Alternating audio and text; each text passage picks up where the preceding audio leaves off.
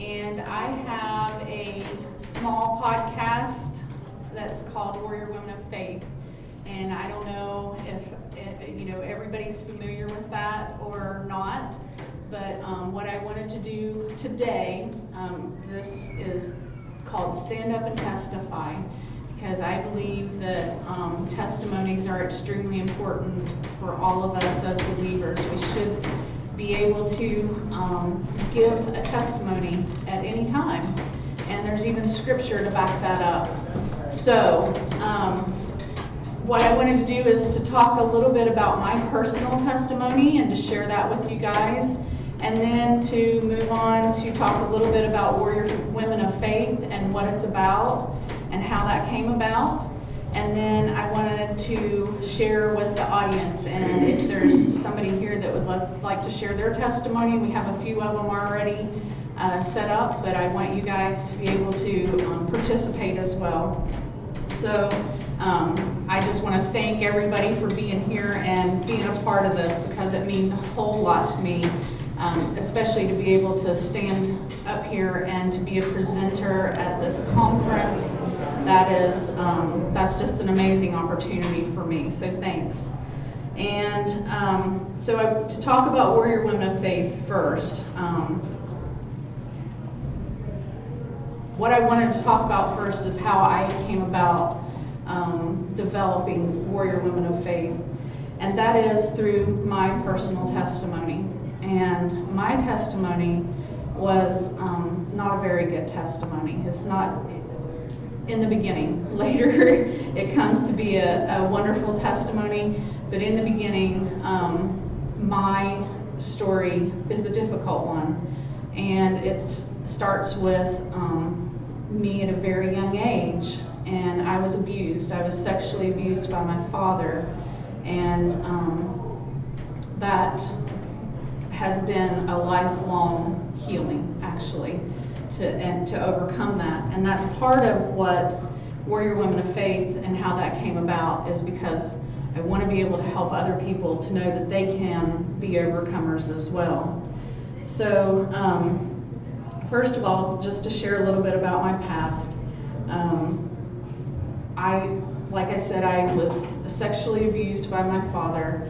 I grew up in a very dark house, a very dark home.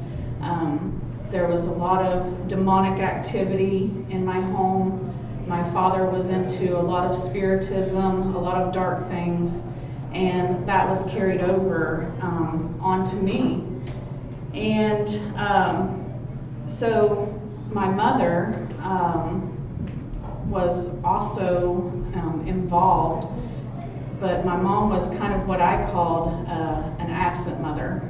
She wasn't really there. She knew the things that had happened to me, but she chose to ignore it, and she chose to not take an action in the things that had happened to me, even though she knew what had happened to me. And so I grew up very angry, and I was actually more angry with my mother than I was with my father, because I knew what was happening with him. I didn't know what was happening with my mom. I couldn't understand why she chose to not, help me. And so I was the oldest of three. I have two other siblings that are both younger than me. And I was, in a sense, the scapegoat of my family. And I don't know if some of you know what that means, but it meant that kind of all the sins were put on me, and I was the one that was responsible for the things that happened in the house, because I was supposed to keep a secret. I was told to keep the secret. My dad told me, if you tell anybody, then you're responsible for, destroying the home. And so I carried that around with me from a very young age.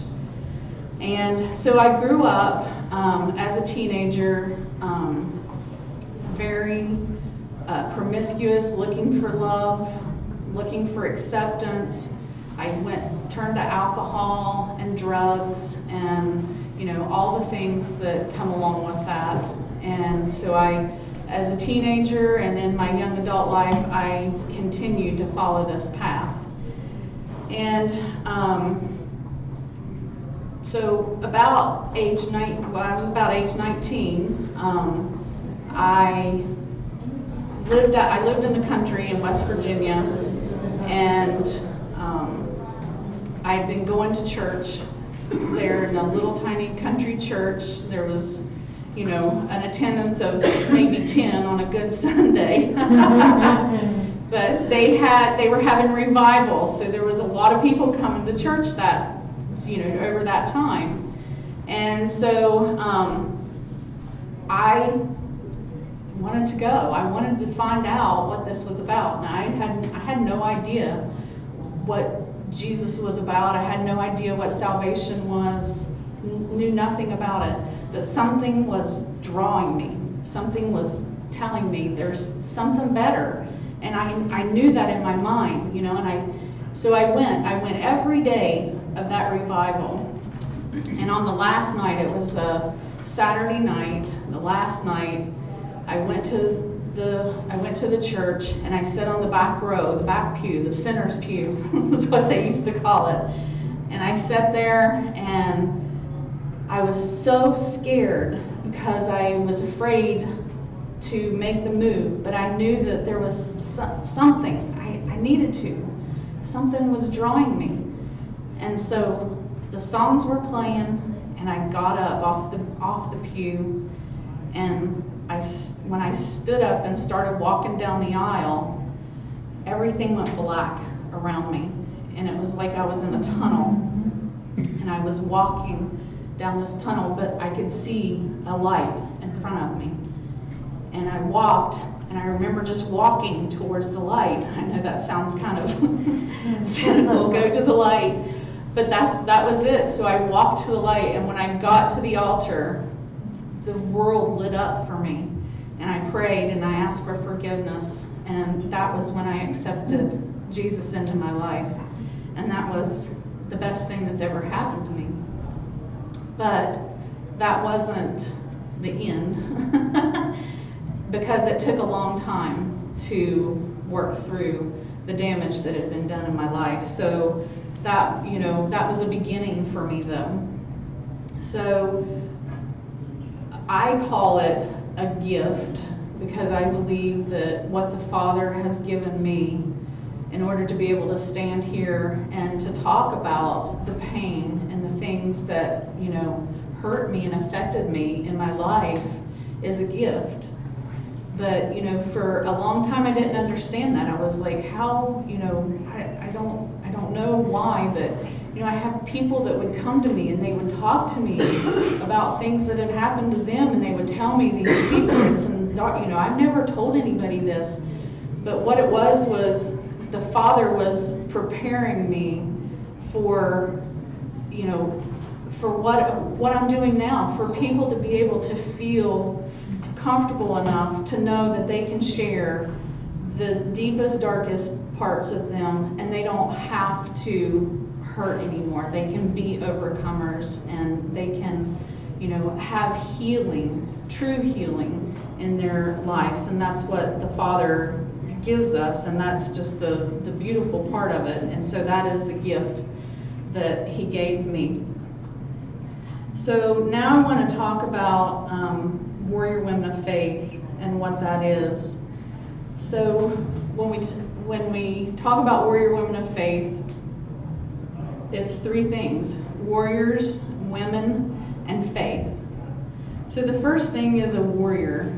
And when this happened, I knew for a long, long time that the Father was calling me to something, but I didn't know what. I didn't know how or when.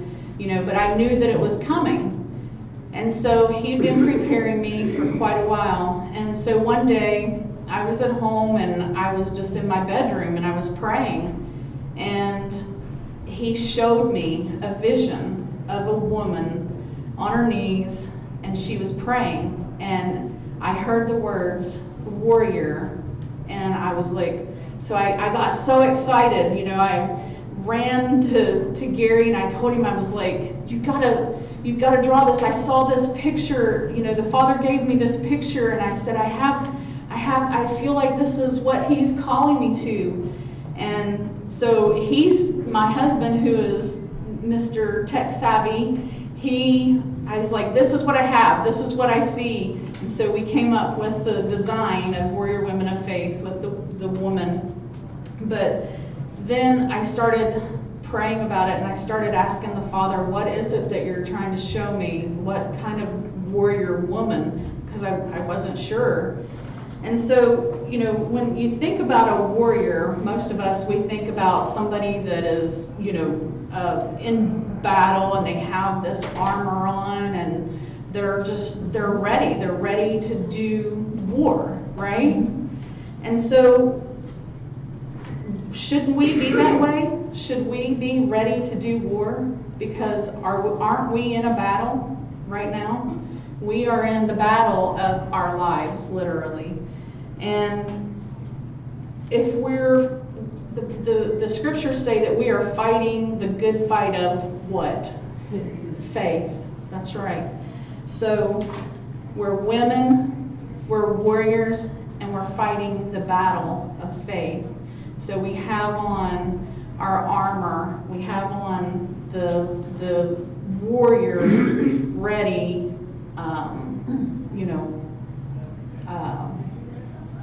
uniform. I don't know what the word is I'm trying to think of, but we're ready for battle.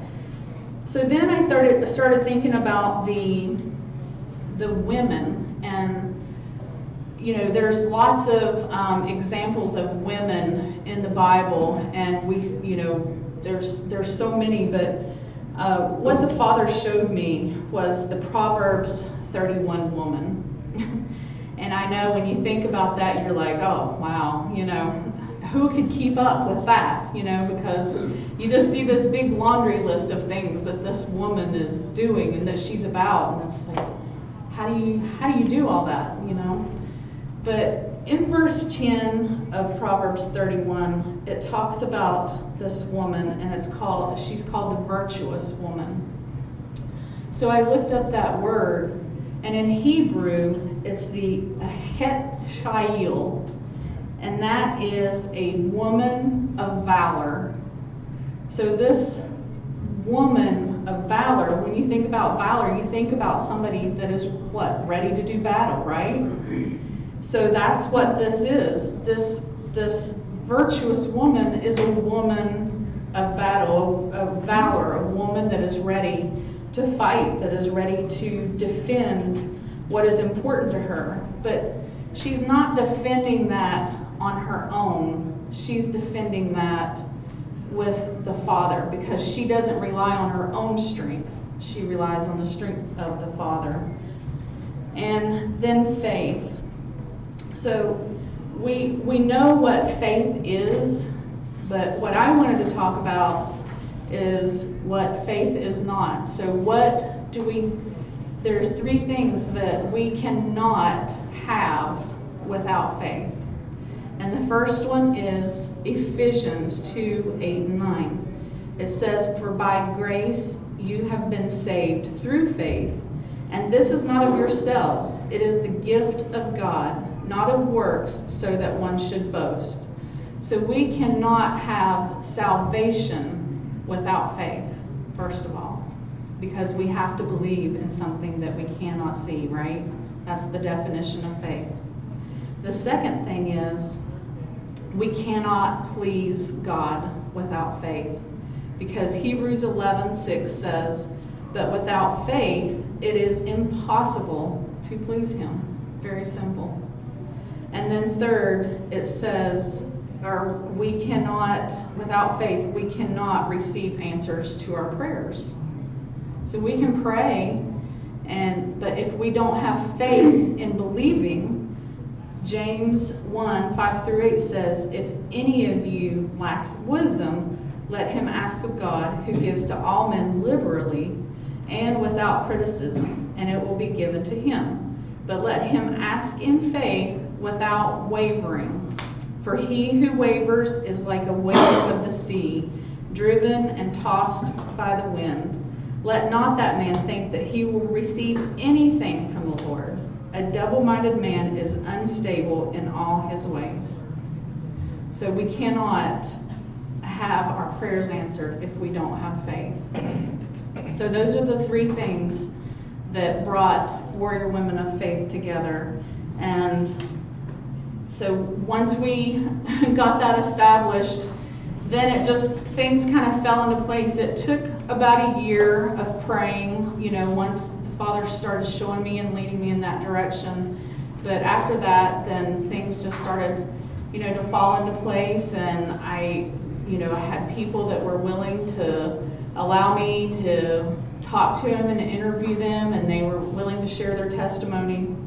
And so it was, the Father was leading in that direction, and it's been a wonderful, wonderful thing. We started in January with our first podcast, and then we've had them, up until now, we've had podcasts. Was once a week, but this past couple of months, they've kind of fell off a little bit, but, we intend on getting back to that too. But the next thing I wanted to talk to you about today was our testimony. And what is a testimony, and why should we testify?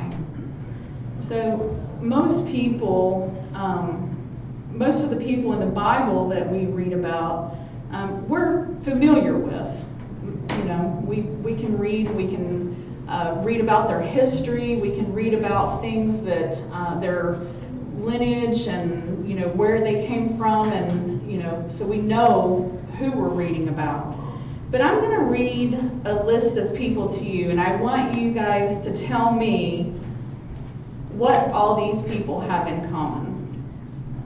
There was the centurion's servant, a widow's son, the woman at the well, a woman with an issue of blood, a woman with a flask of oil, a man with an unclean spirit, the paralytic, the man at the pool of Bethesda, a blind man, a deaf man, a dumb man, and those possessed with unclean spirits. What did these people have in common? There's no names. They received a miracle. That's right. They were all healed. They were all healed. There's no names. There was nothing to say who they were. Why? How come there is no account? Why would that be left out? Because it's not about them. Absolutely. We don't have to have a name on that. And there was many times that, Yeshua healed people. And after he healed them, what did he tell them? Go and tell others what has happened to you. Tell them what I've done for you. So he wanted us to testify. He wanted them to testify about what he had done for them. So what is a testimony? Well, Strong's Concordance says in the Hebrew it means to witness. And in the Greek, it means that there is evidence given. So now the thing that I want to explain to you is, because we are all so different in the way we were raised, and the way we perceive things, that more than one person can witness something and the exact same event. I used to work in EMS, and there'd be car wrecks, and there's always bystanders around, and you'd say, so can you tell me what happened? Well, one person would say, this, and this happened, and the other person would say, well, it was this way and this way. So there was always a different account of the same event, because people saw things and perceived things differently. So it's the same way with our testimonies, because of our differences, because of our backgrounds, because of the way that we were raised up, and that's what makes each one of us have an individual testimony.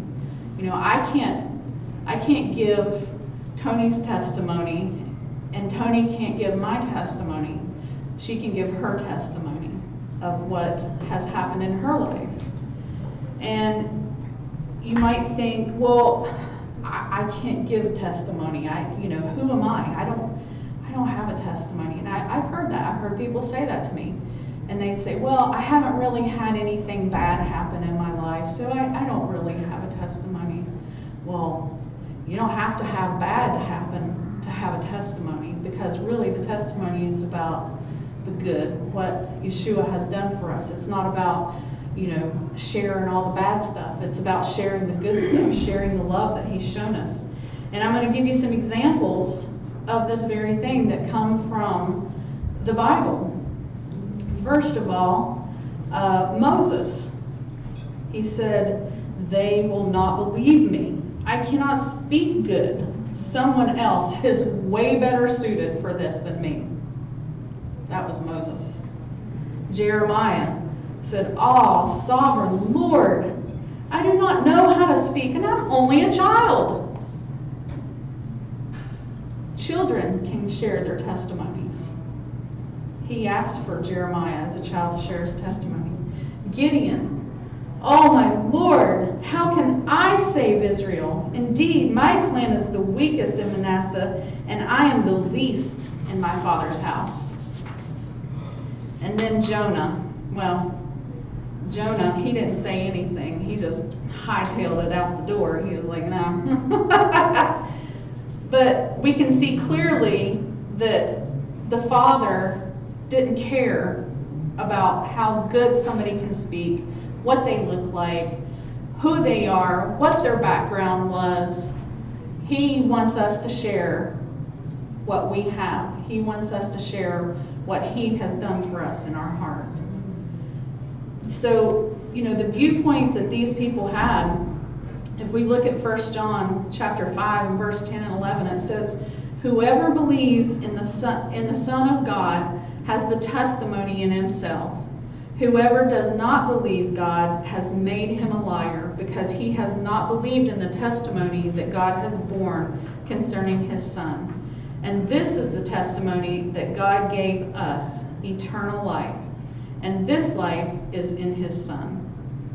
And then in Psalm 107, verse 1 and 2, it says, "Oh, give thanks to the Lord, for He is good, for His steadfast love endures forever. Let the redeemed of the Lord say so, whom He has redeemed from trouble."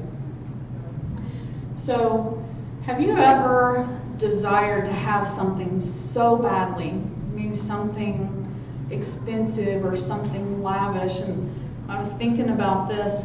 What I thought of was a woman when she receives her engagement ring from her husband, her soon-to-be husband.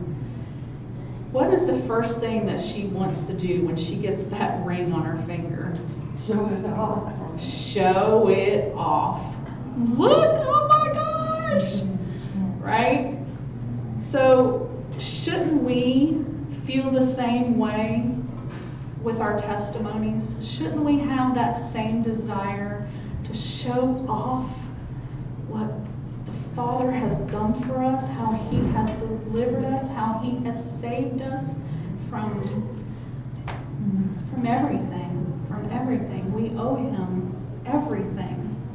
And so our testimony is the same way. And sometimes we get so caught up, though, in our day-to-day life. We get overwhelmed by things, and we forget about the good that Yeshua has done for us, because it's just, some days it's trudging through, it's just all you can do. And so, we forget to share what we have. But I want to share 3 reasons why we should testify. The first one is, it helps us.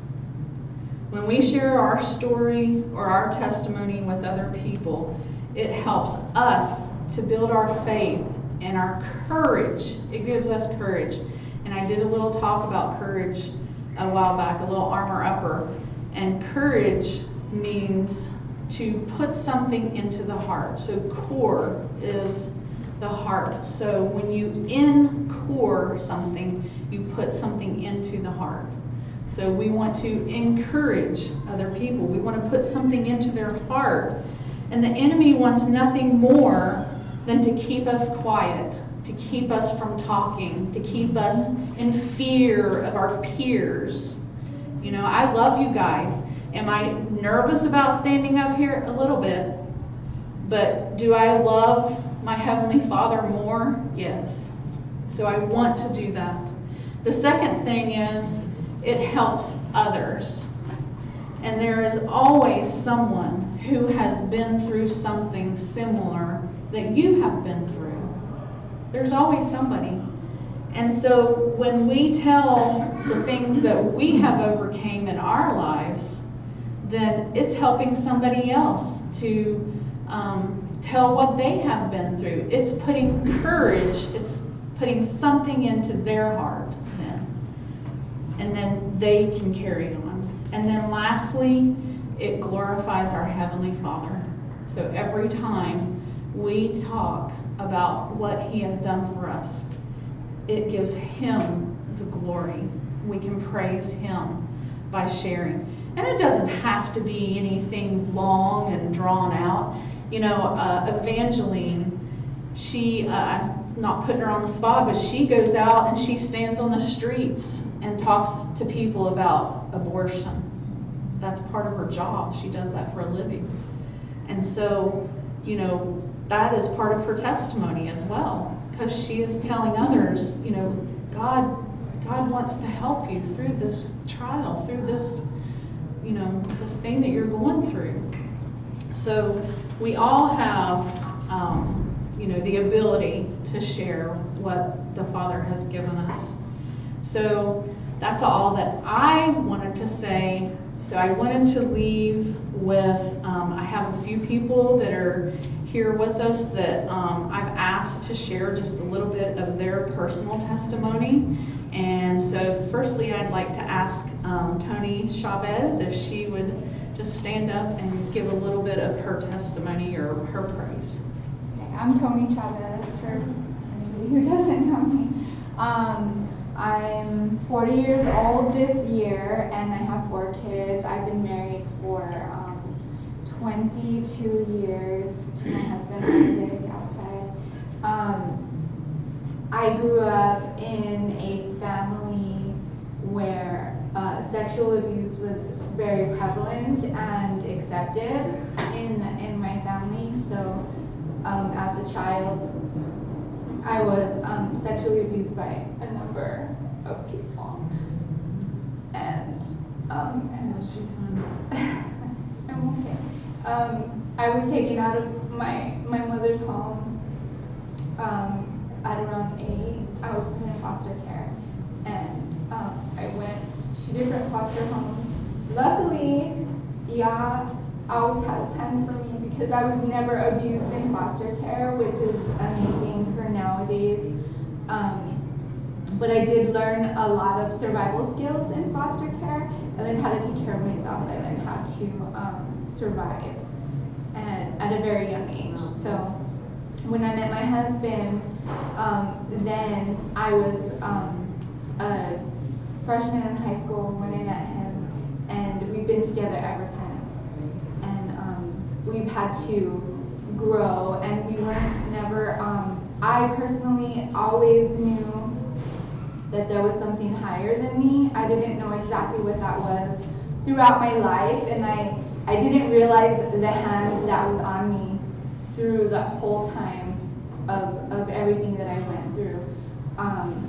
But I always knew that something was there. So when me and my husband met and we got together, I always knew what I wanted. And I always knew that I wanted a family, and I always knew that I wanted what I thought was a godly establishment of a family. As far as getting there, being mature in that, it's been a long process of learning that, and being with my husband for that long, we've had to learn how to live with each other and be a family together. So it's been a long process, and we actually didn't come to Christ together until our oldest son was 13 years old. Wow. So when we came to Christ, we were almost in the divorce stage, and we already had our 4 kids by that time. We were already in the divorce stage, and we had to give everything to God. We had to give everything to Christ in order to make that work, and we did. And it was long and it was hard, and our kids came to Christ as well. So long story short, because I know other people have stuff to say, my husband came to Torah before I did, and to Truth before I did, and we were very deep into church, regular church, and it took a long time for me to change my mindset about certain things. So, but I finally got it. I'm finally here, and it's great, and we're still learning, and every day is a learning stage, and our kids are learning, and we're learning, and just prayerfully, and just praise God for everything. Just praise God for everything, and I thank Him every single day for saving my life. Yes. He saved my life so many times, and so many times I didn't even know that His hand was on me. But just looking back, then you can, hindsight is 20/20, so that you can see He was always there. The whole time He was always there. And I praise Him for that, and thank you for listening to me.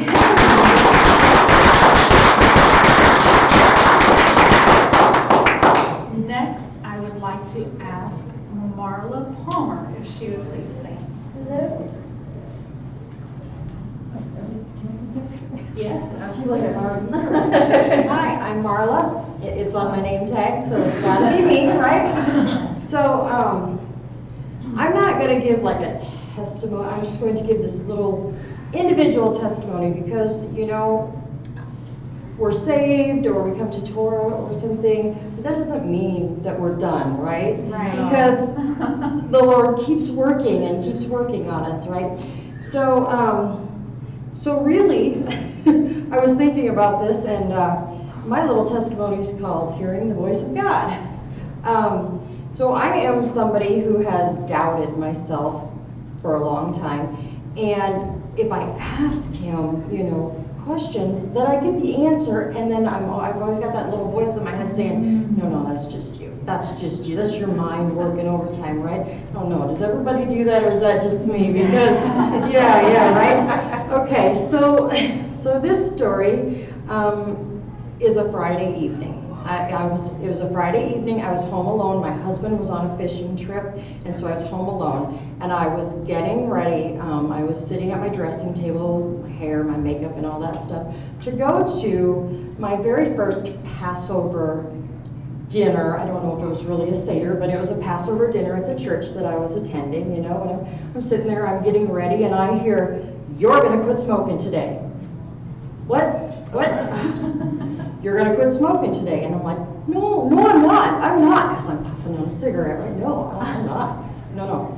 Yes, you are. And I like, this voice is so awful. There is no way I can be doubting myself. You're going to quit smoking today. And I'm like, all right. I've tried this before. It doesn't work.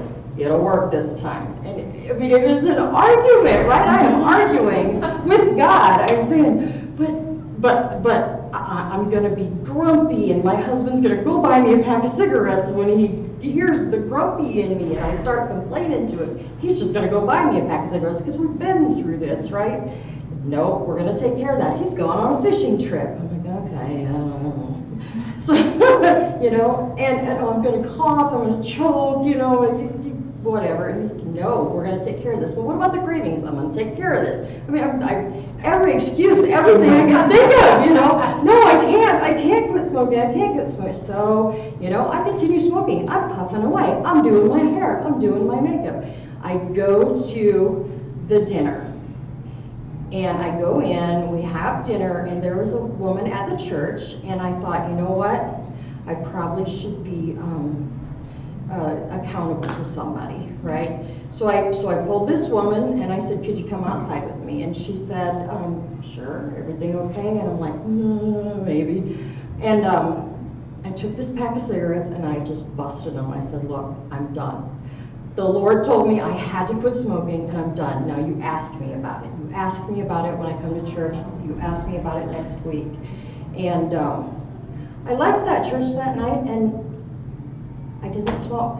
I didn't have cravings. My husband came home after about 3 days, and so the edge was gone, but I didn't have the edge that I thought I would have that I had had before. And he came home and I just wasn't smoking anymore. And I'm telling you, I smoked a pack and a half of cigarettes a day for 30 years. I started when I was 14. 30 years, okay? And I had tried to quit and it never worked. But this was so easy. It was easy. And I remember telling my husband, look, aren't you proud I quit smoking? And he's, looking at me like, we'll see, right? And after a week, I'm like, look, I'm still not smoking. And he told me, he said, if you're not smoking in 6 months, I'll be impressed then. That was 3 years ago. That's awesome. Now, my husband could not say the same thing about me when I quit smoking. Do not share that same testimony. Next, I have Tiffany Glover, please. I'm Tiffany. I was born on July 27th. Well, I was born, obviously, because I'm here. But I grew up in a broken home, which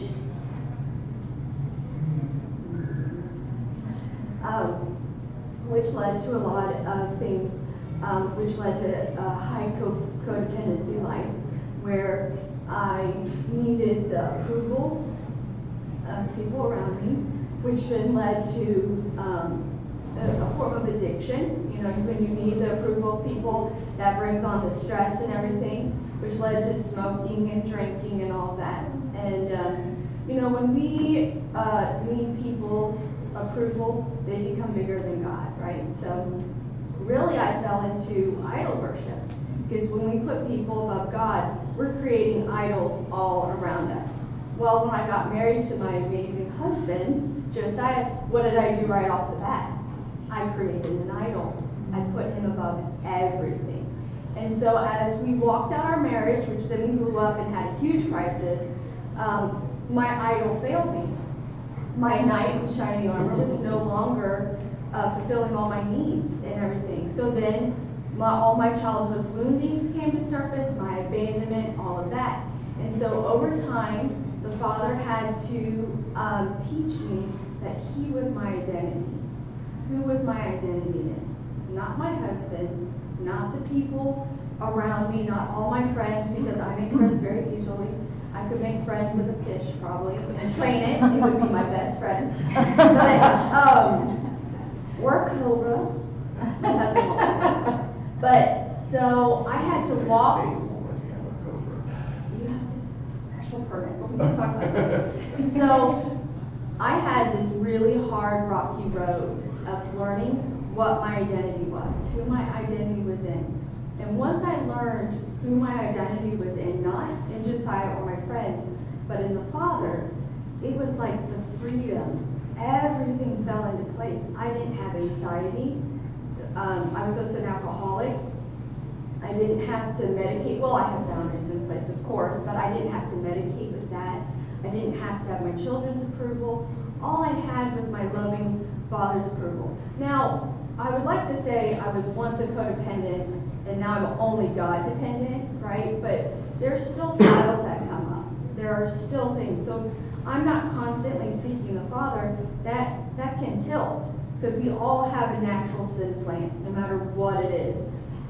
And so I have to constantly, I can feel when that's starting to tilt, like, oh, the panic attacks will come back, or, not sleeping at night, things like that. So I like to say I was codependent, now God dependent, but like everybody else said, it is a work in progress. We can always, let the enemy slip in and try to bring that up, but slowly learning to be fully God dependent in everything.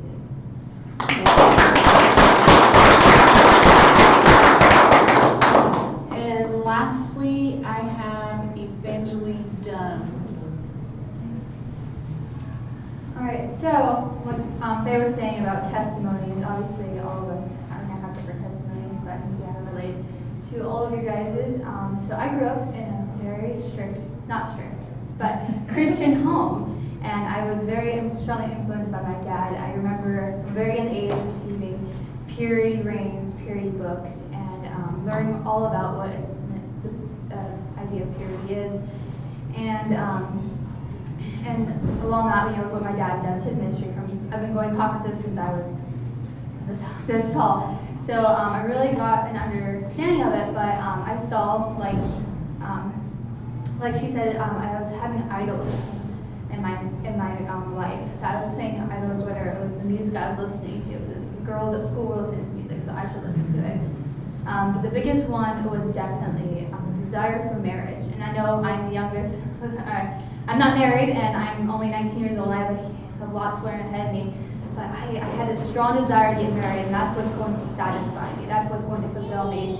And the purity books didn't tell me that, but I wanted to go against it. So I had to learn a very hard lesson to learn as a teenage, hopeless romantic, right? That I cannot put my trust, or I cannot be satisfied by my husband or any relationship like that, but through Christ. And so I decided to focus on other things. So I do full-time pro-life ministry now. So I put where I put my focus, the way I can serve Him. And right now I'm actually in a relationship with a boy, and it's the tools I've learned from my dad, from those purity books, that I'm trying to put in place. And of course, there's going to be struggles. But now that I have this experience and I'm learning myself, I have other girls coming to me and asking for my advice and saying, okay, I would not do this, or I recommend you do this. And this one girl I was talking to, who I know really well, she told me all this stuff, and I was able to give her some advice, and she didn't listen.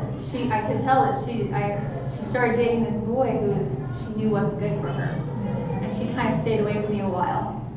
And then suddenly he broke up with her, completely hurt her, and she came back. She said, I should have listened. She's like, now I know for the future I'm never going to get that close to a boy who doesn't align with this. So even though it's this very short amount of time in my life, I've learned this little bit from my upbringing. I know that it's going to help her in her future choices. And I grew up with lots of insecurity as well in high school. I went to public school. Really wish I was homeschooled. I felt like I was talking to a wall most of the time. My faith was really low. It was until I went to this purity conference, and I remember weeks before I was praying. I was like, God, just please let me know you're there. I just wanted to hear something. And during that conference, we were doing worship, and I don't know how else to explain it to say I felt a warmth in my heart. I knew it was Yeshua. And I remember this scripture from Isaiah. It says, "Do not fear, for I have redeemed you. I have called you by name. You are mine." And that is one of my all-time favorite verses. So I have lots to learn still, but that's all I have to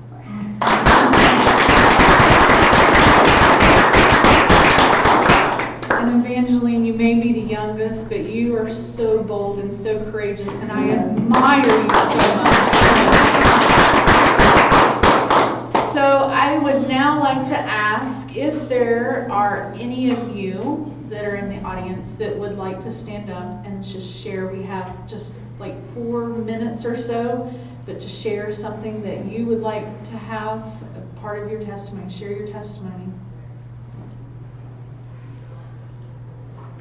Well, Yes. I don't want to share all of it because it's long and dinner is coming.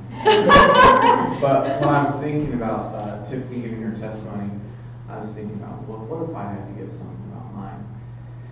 And what I'm reminded of is when I had an affair, and came out of that, I had pornography addiction. I went to a men's group, and I was in the men's group when I came into Torah. And I went to the leader and I was like, I think this is applicable for all of us. He's like, you can't do that because in Torah you'd be stoned. And I was like, yeah, that's exactly right. And that's why I come to the Savior and just say thank you. Yes. Because my sins that I deserve the death penalty for, He's forgiven. He's Yes. paid that price. And that's the gratitude that I have in knowing Him, that I have in knowing the Messiah. So, Amen.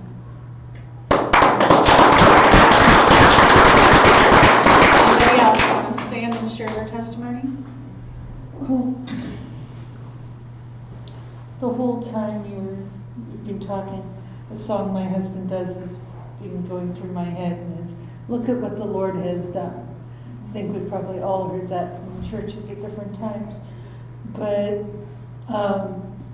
the thing about testifying that always comes up for me is it's like standing in court and testifying.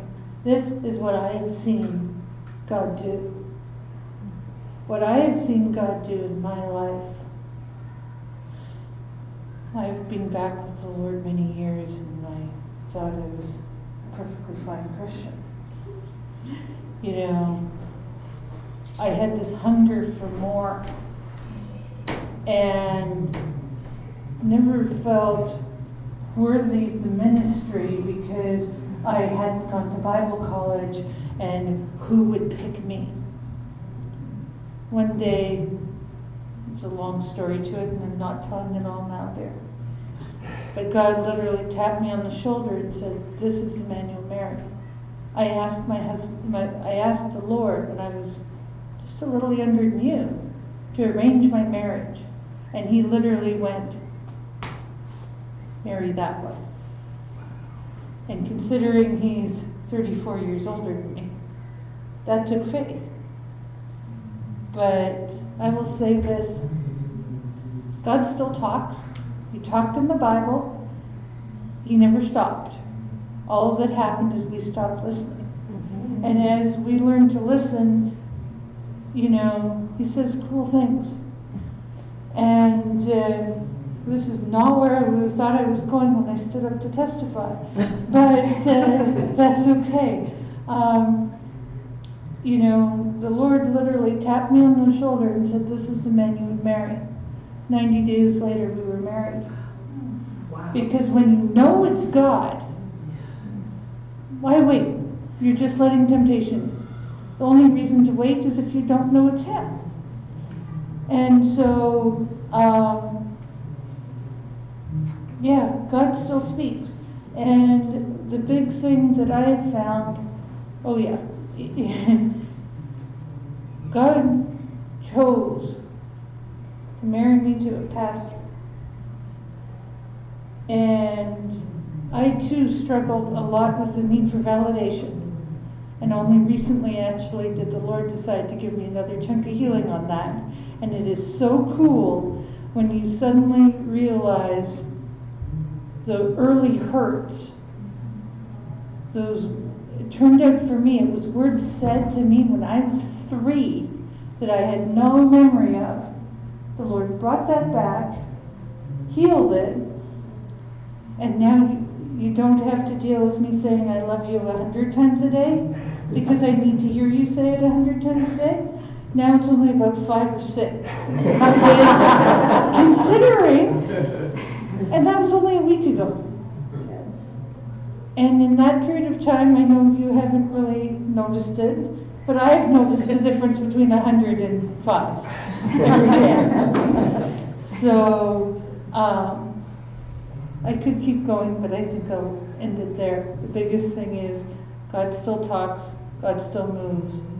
You're never done. And when we don't feel worthy, He calls us worthy. Amen. And as time has gone on, the Lord has kind of gone, you have a purpose for me separate from your husband. And He has put me on my own feet. And now, and because of what He's doing, we get to share His healing with others.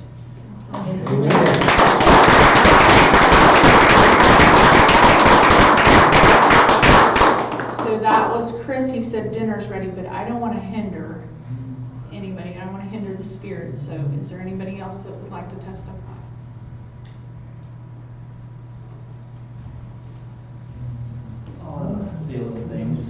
short thing here.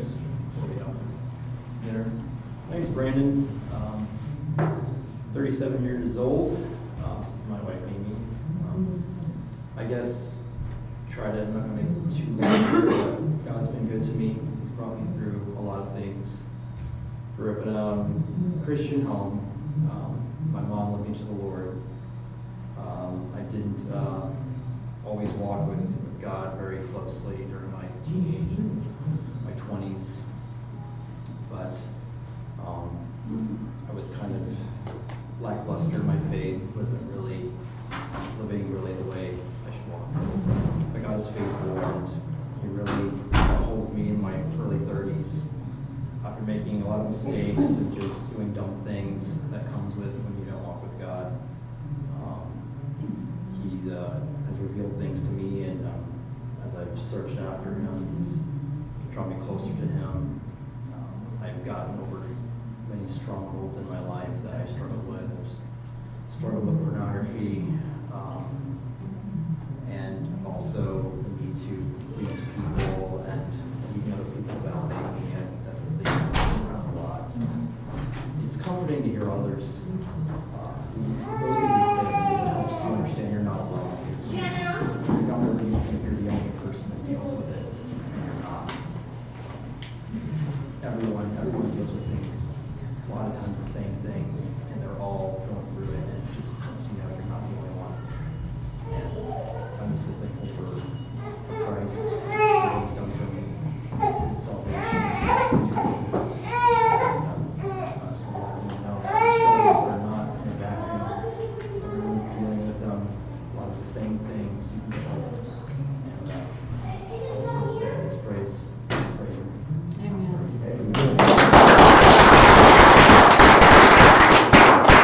Anybody else have anything? Nikki, you have something you want to say real quick? Yes,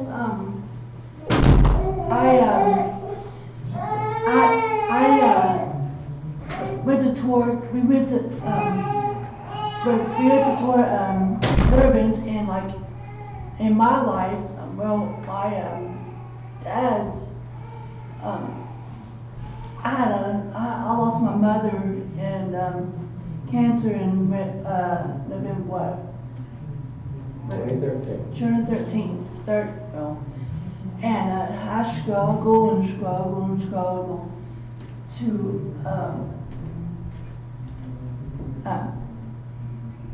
to realize she's up.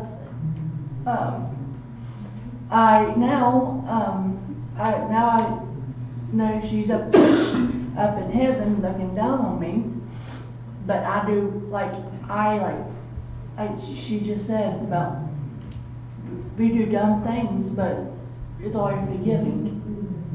You forgive some, like you do something wrong, you forgive, right? And I am like, with me, I have problems like to wave out, like at nighttime I see my mom, and I struggle with that because how old was I when my mom passed? 12? 30. And I was there watching her, I was there helping her to get well. And I know she's up there in heaven looking down on me. Now I got me a new mom. She's very sweet, kindest. And I thank God every day to be up here, to get up in the mornings and say, this is all I want to be at. So thank you so much to listen to me. Thank you.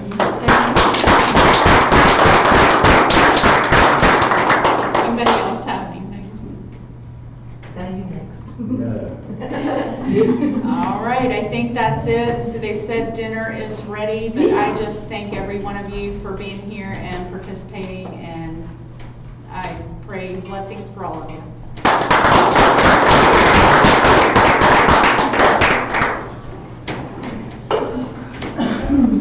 Oh, sorry.